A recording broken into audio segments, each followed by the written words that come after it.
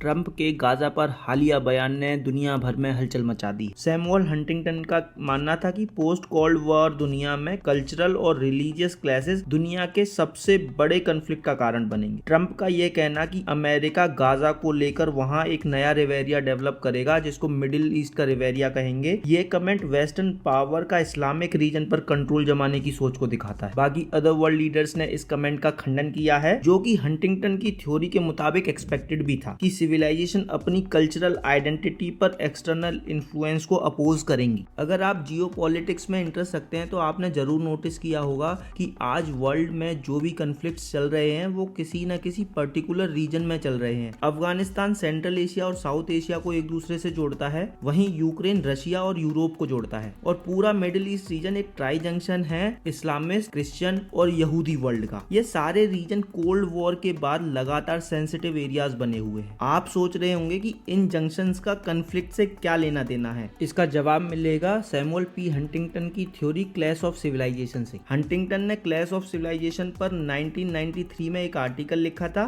और 3 साल बाद एक पूरी बुक लिखी। हंटिंगटन बताते हैं कि कोल्ड वॉर के बाद दुनिया में कन्फ्लिक्ट्स का मेन रीजन आइडियोलॉजिकल या इकोनॉमिक डिस्पैरिटी नहीं रहेगी, बल्कि कल्चरल और सिविलाइजेशन डिवीजन कारण बन जाएगा इन कन्फ्लिक्ट। हंटिंगटन के अकॉर्डिंग सिविलाइजेशन एक एक्सटेंसिव कल्चरल यूनिट है जो कि कॉमन लैंग्वेज, हिस्ट्री, रिलीजन और ट्रेडिशन से बनता है। मतलब कि अगर आपके इमीडिएट एंसेस्टर सेम है तो शायद आप एक कल्चरल यूनिट का हिस्सा हैं, जैसे कि पश्चिमी, इस्लामी, चीनी, हिंदू आदि। हंटिंगटन मानते हैं कि ग्लोबलाइजेशन के कारण बहुत सारी सिविलाइजेशन एक दूसरे के कांटेक्ट में आई हैं, उनमें आगे चलकर रिलीजन और कल्चरल आइडेंटिटी की वजह से कन्फ्लिक्ट्स होंगे, और यह वॉर्स या कन्फ्लिक्ट उन एरियाज में होंगे जहां सिविलाइजेशंस आपस में जुड़ती हैं, जैसे इस्लामी और वेस्टर्न वर्ल्ड के बीच। क्योंकि वेस्टर्न वर्ल्ड का डोमिनेंस जब अदर नॉन वेस्टर्न कंट्रीज पर होगा तो इस्लामिक सीनिक वर्ल्ड में रेसिस्टेंस पैदा करेगा, और आगे चलकर यह रेसिस्टेंस ही कन्फ्लिक्ट्स में बदल जाएगा।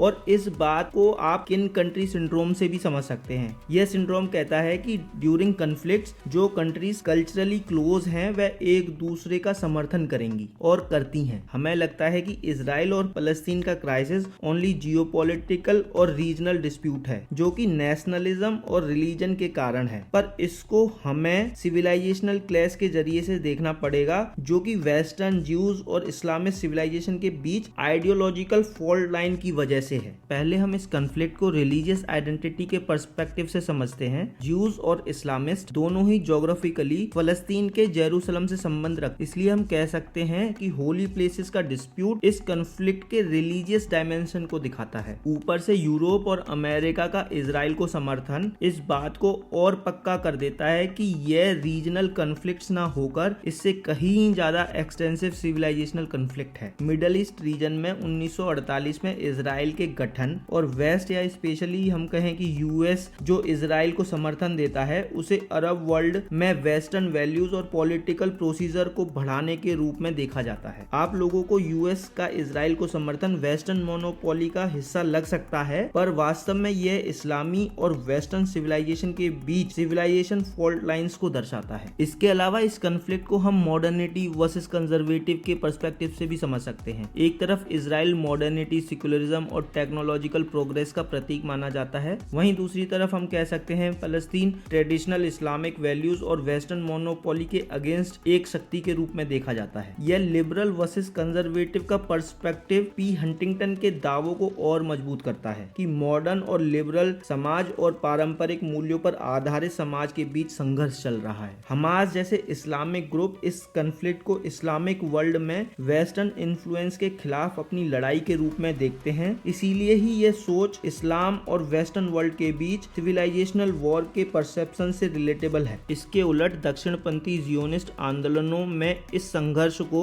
यहूदियों के अस्तित्व और इस्लाम से दुनिया को खतरे के खिलाफ सिविलाइजेशनल कॉन्फ्लिक्ट्स के रूप में दिखाया जाता है। क्लैश ऑफ सिविलाइजेशन थ्योरी के क्रिटिसिज्म में अन्य लोगों का मानना यह है कि इजराइल और फिलिस्तीन के संघर्ष को सभ्यताओं के संघर्ष में रूप में दिखाने से इस कॉम्प्लेक्स कॉन्फ्लिक्ट को हिस्टोरिकल, पॉलिटिकल और इकोनॉमिक रूट्स को सरल बना दिया है। यानी कि क्लैश ऑफ सिविलाइजेशन इस कॉन्फ्लिक्ट को इतना सरल बताता है पर वो उतना है नहीं। दूसरा, यह थ्योरी पोलराइजेशन स्टोरीज को मजबूत कर देती है और कंसीलिएशन और पीस इनिशिएटिव के प्रयासों को कठिन बना देती है। वहीं ये थ्योरी किसी भी सिविलाइजेशन की इंटरनल फॉल्ट लाइंस की अनदेखी करता है, जैसे कि इजराइल में सेक्युलरिज्म वर्सेस रिलीजियस जूज हैं और फिलिस्तीन में जो पॉलिटिकल वर्सेस इस्लामिस्ट ग्रुप हैं उनकी ये थ्योरी अनदेखी करती है। बट इजराइल और पैलेस्टीन कॉन्फ्लिक्ट्स में कुछ एलिमेंट्स हैं जो हंटिंगटन की क्लैश ऑफ सिविलाइजेशन थ्योरी से मेल खाते हैं। वहीं यह थ्योरी इस कॉन्फ्लिक्ट को सिंपल व्हाइट और ब्लैक के रूप में दिखाती है और कॉन्फ्लिक्ट्स के मल्टी फेसेस को समझने से झिझकती है। इसे केवल सिविलाइजेशन क्लैशेस के रूप में देखना डोगमास को डेप्थ देता है और रियल पॉलिटिकल